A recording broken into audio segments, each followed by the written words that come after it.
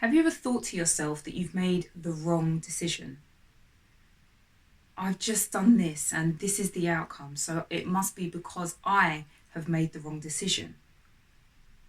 But what I would like to ask you is there a right decision? We so focus on this need to be right that we don't realize that a decision is just a decision. A decision is going to lead to an outcome. It's going to give us a result. And whether it benefits you now or whether it benefits you later is still going to benefit you. You just may not see it because you're going to learn from it. You're either going to learn that the decision making process that you have is useful for making these types of decisions, or you're going to realize that maybe it's not, but you're going to learn what doesn't work. Hi, I'm Anthea, founder of Amarkai Group. We help entrepreneurs and small business owners to skyrocket their success and create more impact in the world. Continue watching to find out how you can be better at decision making. So when we get more focused on just being part of the process of decision making and not focus so much on whether or not the decision is right or whether or not the decision is wrong, we move forward in life a lot quicker. Even something as simple about what to eat. You go to a restaurant, how long do you spend looking at the menu thinking, I think I'll have that. Or actually, no, I had that last time, so maybe I'll try this one instead. But they've got a special on this, so maybe I'll get this one instead.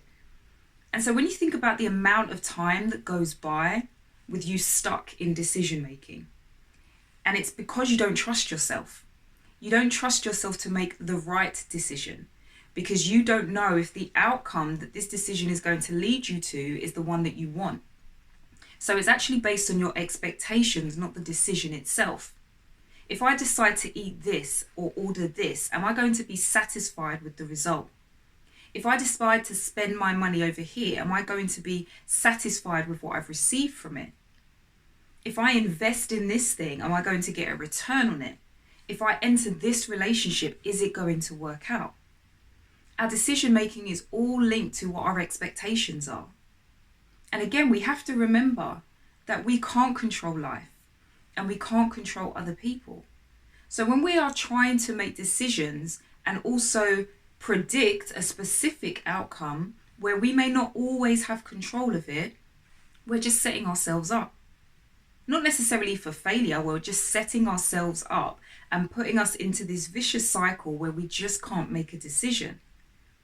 But again, think about how long is it taking you to make decisions? What other things could you have been doing with that time? You could have been enjoying life. You could have seen the result of your decisions and then made a new decision about how to correct it if it wasn't what you expected. Or bask in the glory of making the right decision because you got exactly what you wanted. Time cannot be replenished. And we have to understand that actually being indecisive is not just about trying to figure out what you want to do, trying to make the right decision over the wrong decision. It's a waste of living. It's a waste of the opportunity for you to be doing something else other than thinking about which one is the right decision to make. And this is why people struggle so much with decision making, this need to be right. Because nobody wants to be wrong. Nobody wants to be responsible for hurt or suffering or pain. I don't want to be the one who made the decision which led to hurt. I don't want to be responsible for someone else feeling hurt or pain or anguish or sorrow. So I'd rather not make the decision at all. But we have to also remember that no decision is a decision in itself. So when you avoid making decisions, you've already made your decision. And that's going to also lead to a specific outcome. And is that the outcome that you want? Probably not. But because you didn't make a decision, you've not been able to influence what potential outcomes could come of it. And so this is really just about you realizing that it's just a decision. And I know that there are some decisions that have been made that have led to catastrophic results, right? Somebody may have died, somebody may have been injured, someone is now homeless, someone has been caused some pain. But that doesn't necessarily mean that specifically the decision that you have made has led to that. Again, we cannot control life and we cannot control other people. So are you factoring those things in when you're thinking about the decision that you're making? This decision for you to not be wrong, that you need to be right. But can you control every element of this process? Probably not. So it's really about you just deciding what is the best decision to make based on the information that you have and the things that are inside of your control. Because when you try to control other things like life or other people, you're pretty much going to be disappointed. Because who can control life? And even people who are parents can tell you that they can't even always control their kids, right? So when you're thinking about what do you have control over, realize that it's not other people. It's only yourself. What are you willing to do? What are you willing to think? What are you willing to say? What actions are you going to take in order to help influence the outcome or the results that you're looking forward to from this particular decision? So when you think about this and you think about that actually there may not be a right decision, what is it that you can do now to actually start to improve how you make decisions and also make them quicker?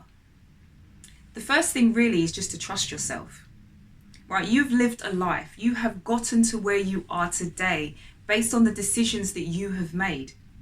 Only you have managed to do that. Whether you feel you've been influenced by others, other people have given you advice, none of those things matter because ultimately you were the one who made the decision. So the series of decisions that you have made have got you here. You're here. You're alive. You're in a position to make new decisions. So whatever you have done along the way, learn from it. Look back into your past and leverage what you have done, what you have achieved, what you have overcome, and realize that all of those things have brought you to where you are. So what lessons can you take away from it? What ways did you find that when you made decisions, they influenced a negative outcome rather than a positive one? What state of mind were you in when you made decisions? What state of emotion is best for you to avoid making decisions? You can gather all of that information just by looking back at your past, looking at what you've overcome, what you've done, the process that you've been through, the journey that you've been on. Because that entire journey has brought you right here and you have made it this far. So whatever decision that you're likely to make next, you can still continue. You can bounce back. You can learn from it. You can do more. You can learn more. You can grow more. So whatever is happening, remember that you will always benefit from the outcome. And it may not seem it at the time, especially if it's uncomfortable. But there's something in you that will take the lessons from that to improve moving forward. Whether that's business decisions, financial decisions, relationship decisions, who you spend your time with, how you spend your money, how you improve your own physical health, how you change your mindset. All of those things come from the lessons in your past. When have you been in a good state of mind? When have you been in a negative state of mind? What kind of people have you had around you? All of these things can influence how you make decisions. So think about what decisions that you've made and what kind of knock-on effect that they've had. Think about what information can you gather about the situation that you're in so that you can make a more informed decision. Are you trying to make a decision that will lead to a specific result when you know that you can't control all of the factors involved? That, to a degree, is insanity.